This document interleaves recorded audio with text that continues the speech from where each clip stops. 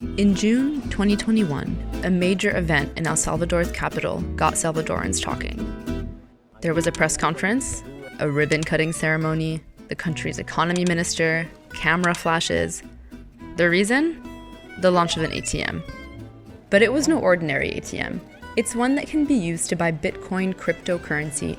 It came a few weeks after President Nayib Bukele announced Bitcoin would become legal tender in the country from September 2021. Bukele played up Bitcoin's potential as a remittance currency, and there's a reason for that. In 2019 alone, Salvadorans working overseas sent home a total of almost $6 billion, about a fifth of El Salvador's annual GDP.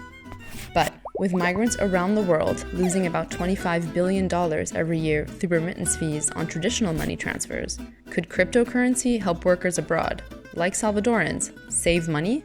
And will crypto companies be able to tap into this multi-billion-dollar market? For an estimated 800 million people around the world, remittances, the money that migrants send home to their families, are an important source of income. Even a low-income migrant household with no savings account, no lines of credit, no insurance will find a way to send and receive remittances. Remittances play a crucial role in fighting poverty, economists say. They help improve nutrition and health and lead to more investment in education. They also dwarf other sources of international finance, like overseas development aid and foreign direct investment. For low and middle income countries as a whole, remittances have exceeded the foreign direct investment every year since 2015. And that's just the remittances that get counted. There are a lot of gains associated with remittances, but the cost of sending money back home can be extremely high.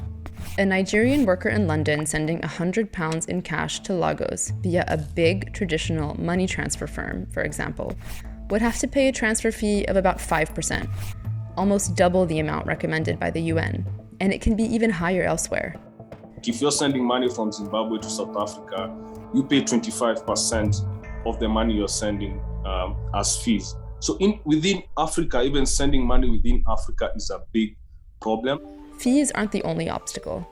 Anyone wanting to send money home using a traditional money transfer service would generally have to travel to a branch during opening hours, face limits to the amount of money they can transfer at any one time, wait up to 5 days before their families receive the funds.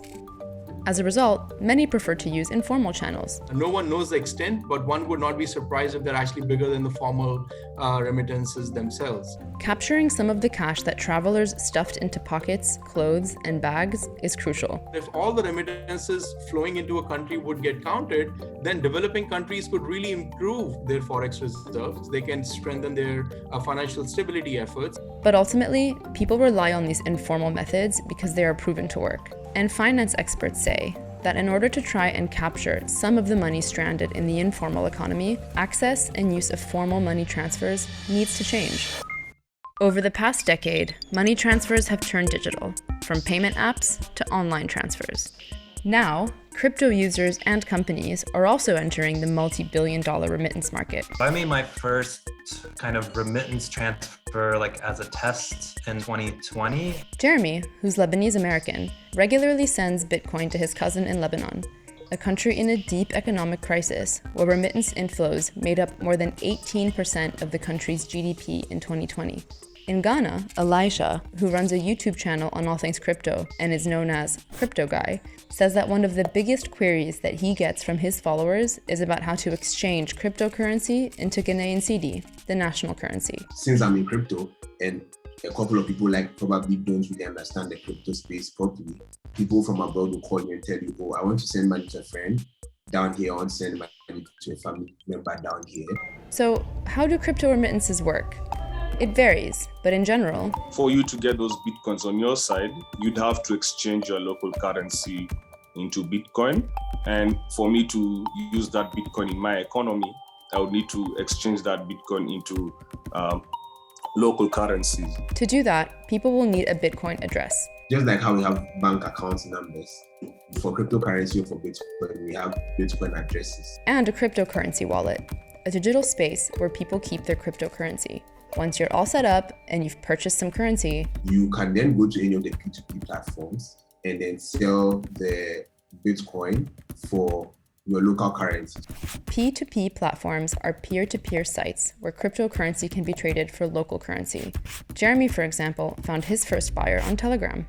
In this channel, one of these channels for, finding buyers and sellers of cryptocurrency. The process isn't free, but it's not as expensive as traditional money transfers.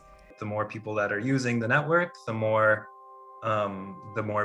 busy it is, and the more it costs to get your transaction listed on that block that's currently happening. But usually it's a couple bucks, it's kind of negligible, and it can take as little as 10 minutes. So cryptocurrencies like Bitcoin might offer quicker, cheaper transfer options, but fintech experts say that due to their volatility, they might not lend themselves to a stable form of payment. If you buy Bitcoins and you send me Bitcoins today and something happens in the market and the price falls, then by the time I am exchanging my Bitcoins for local currency, the price could have significantly changed, yeah?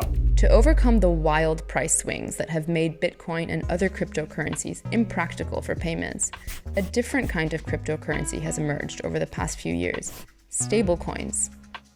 Stablecoins are cryptocurrencies, but are designed to have a stable value relative to hard currencies or gold. So if I send you like 100 USDT is a type of stablecoin, you're going to always have 100 USDT in the account, which is also always equal to $100. But stablecoins have also raised concerns.